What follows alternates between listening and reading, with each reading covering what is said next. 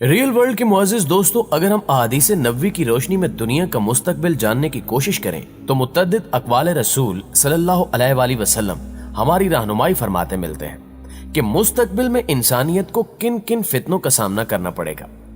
ان فتنوں کے بارے میں ہمیں واضح اشارے ملتے ہیں۔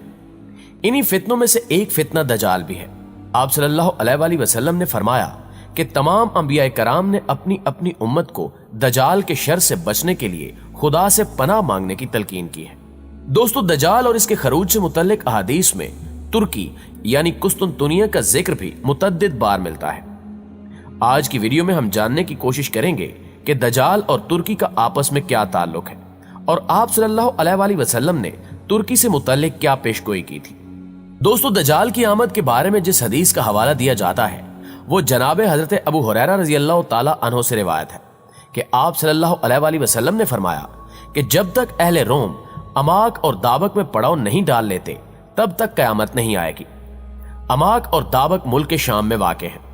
جب مدینے سے ایک لشکر ان کے مقابلے کے لیے پہنچے گا تو رومی کہیں گے کہ تم ہمارے اور ان کے بیچ میں مت آؤ کیونکہ یہ اپنے دین سے پھر چکے ہیں۔ تو جواب میں مسلمان کہیں گے کہ خدا کی قسم، ہم اپنے مسلمان بھائیوں کو تمہارے سامنے بے یار و مددگار نہیں چھوڑیں گے۔ پھر وہ ان کے ساتھ جنگ کریں گے اور ان میں سے 1/3 حصہ پیٹ پھیر کر جہنم کا مستحق بن جائے گا اور 1/3 شہادت پائے گا، جبکہ 1/3 حصے کو رومیوں کے مقابلے میں فتح ہو جائے گی، اور پھر اس کے بعد مسلمان کبھی انتشار کا شکار نہیں ہوں گے۔ آپ صلی اللہ علیہ وآلہ وسلم نے مزید فرمایا کہ پھر مسلمان قسطنطنیہ کو فتح کریں گے۔ فتح کرنے کے بعد جب مسلمان مال غنیمت سمیٹنے میں مصروف ہوں گے تب شیطان جھوٹی آواز بلند کرے گا کہ تمہارے گھروں میں دجال داخل ہو چکا ہے۔ جب مسلمان یہ سن کر واپس اپنے گھروں کی جانب پلٹیں گے تو اس دوران دجال کا نزول حقیقت میں ہو چکا ہوگا۔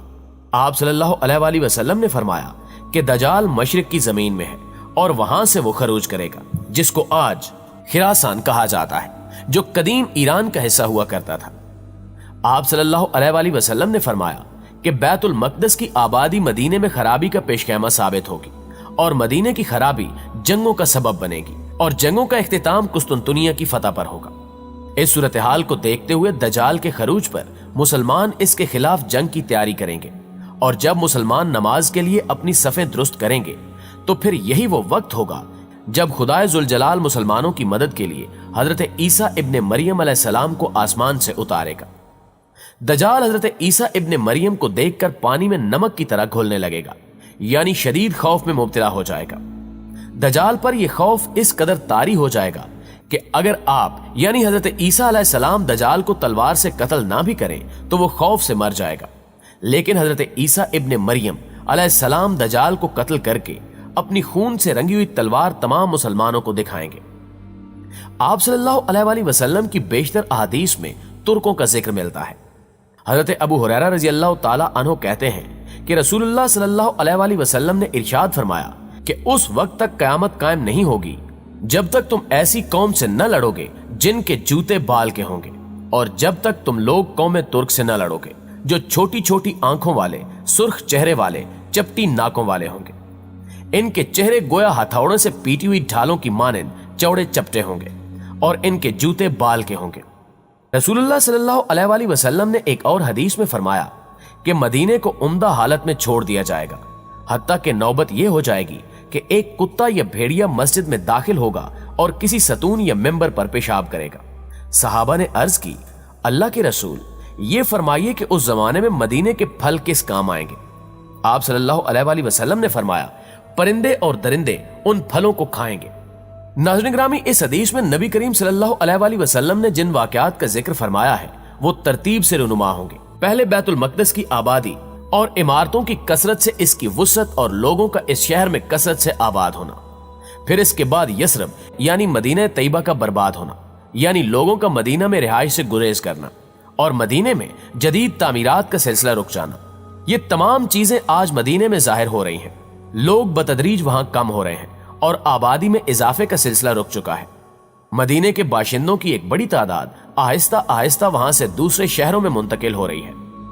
سیدنا ابو ہریرہ رضی اللہ تعالی عنہ سے روایت ہے کہ رسول اللہ صلی اللہ علیہ وآلہ وسلم نے فرمایا، تم نے ایک شہر کے متعلق سنا ہے کہ اس کی ایک جانب خشکی ہے اور ایک جانب سمندر ہے۔ صحابہ نے کہا ہاں اے اللہ کے رسول صلی اللہ علیہ وآلہ وسلم۔ آپ صلی اللہ علیہ وآلہ وسلم نے فرمایا اس وقت تک قیامت قائم نہیں ہوگی جب تک بنو اسحاق کے 70,000 لوگ اس کو فتح نہ کر لیں۔ جب وہ وہاں پہنچ کر اتریں گے تو وہ کسی قسم کا اسلحہ استعمال نہیں کریں گے اور نہ تیر اندازی کریں گے۔ وہ کہیں گے لا الہ الا اللہ واللہ اکبر، تو اس شہر کی جانب کا ایک علاقہ فتح ہو جائے گا۔ ثور بن یزید کہتے ہیں جہاں تک مجھے معلوم ہے آپ نے یہ فرمایا کہ سمندر والی جانب فتح ہو جائے گی، پھر وہ دوسری بار کہیں گے لا الہ الا اللہ اللہ اکبر، تو اس کی دوسری جانب فتح ہو جائے گی، پھر وہ تیسری بار یہی کہیں گے تو شہر ان کے لیے کھل جائے گا اور وہ اس میں داخل ہو جائیں گے اور مال غنیمت حاصل کر لیں گے۔ جس وقت وہ مال غنیمت تقسیم کر رہے ہوں گے تو کوئی پکار کر کہے گا کہ دجال نکل آیا ہے، تو مسلمان ہر چیز کو چھوڑ کر اپنے گھروں کو لوٹ جائیں گے۔ ناظرین گرامی، ان احادیث سے واضح ہوتا ہے کہ ترکی کو بغیر جنگ و جدل اور کسی بھی قسم کے خون خرابے کے بغیر کیسے فتح کیا جائے گا، اور یہ تکبیریں قسطنطنیہ میں ہی بلند کی جائیں گی۔ ان روایات سے یہ بات بھی واضح ہو جاتی ہے کہ آخری زمانے میں شام اور ترکی کا ایک اہم کردار ہے، لیکن جو ترتیب اور ملم الاکبری کا جو نقشہ مخبر صادق صلی اللہ علیہ وآلہ وسلم نے بتایا ہے اس کے مطابق تو یہ جگہ اب اس امت کے پاس کچھ دیر کی مہمان ہے۔ قسطنطنیہ کے بارے میں ایک اور جگہ پر آپ صلی اللہ علیہ وآلہ وسلم نے بشارت دی کہ میری امت کا پہلا لشکر جو کیسر کے شہر قسطنطنیہ پر چڑھائی کرے گا ان کو بخش دیا جائے گا۔ عبداللہ ابن عمر رضی اللہ تعالی عنہ نے اللہ کے رسول صلی اللہ علیہ وآلہ وسلم سے پوچھا کہ قسطنطنیہ اور روم میں کون سا شہر پہلے فتح ہوگا؟ آپ صلی اللہ علیہ وآلہ وسلم نے فرمایا کہ ہرکل کا علاقہ قسطنطنیہ پہلے فتح ہوگا۔ آپ سوچ رہے ہوں گے کہ یہ فتح تو سلطان محمد فاتح کی فتح کی صورت میں مسلمانوں کی قسمت میں آ چکی ہے، لیکن احادیث تو قسطنطنیہ کی ایک بار پھر فتح کی بشارت دیتی ہیں۔ یہاں آپ صلی اللہ علیہ وآلہ وسلم نے فرمایا کہ ترک 2 مرتبہ خروج کریں گے، اور جب وہ دوسری مرتبہ خروج کریں گے تو اپنے گھوڑے دریائے فرات پر باندھیں گے، اس کے بعد ترک نہیں رکیں گے۔ دوسری دفعہ قسطنطنیہ کی فتح کی ترتیب رسول اکرم صلی اللہ علیہ وآلہ وسلم نے انتہائی وضاحت سے بتائی۔ حضرت معاذ بن جبل رضی اللہ تعالی عنہ کہتے ہیں کہ رسول اللہ صلی اللہ علیہ وآلہ وسلم نے فرمایا کہ بیت المقدس کی آبادی، مدینہ کی بربادی ہوئی تو جنگ عظیم شروع